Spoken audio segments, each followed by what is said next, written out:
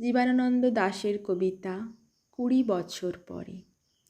আবার বছর 20 পরে তার সাথে দেখা হয় যদি, আবার বছর 20 পরে হয়তো ধানের ছড়ার পাশে কার্তিকের মাসে, তখন সন্ধ্যার কাক ঘরে ফেরে, তখন হলুদ নদী নরম নরম হয় সরকাশ হোগলায় মাঠের ভিতরে।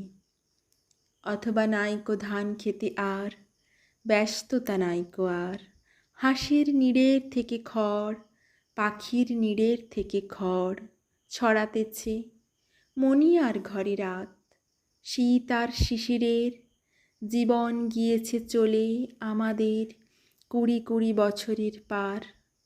তখন হঠাৎ যদি মেঠো পথে পাই আমি তোমারই আবার, হয়তো এসেছে চাঁদ মাঝরাতে একরাশ পাতার পিছনে, সরু সরু কালো কালো ডালপালা মুখে নিয়ে তার, শিরীষের অথবা জামের ঝাউয়ের আমের। 20 বছরের পরে তখন তোমারই নাই মনে, জীবন গিয়েছে চলে আমাদের 20 বছরের পার।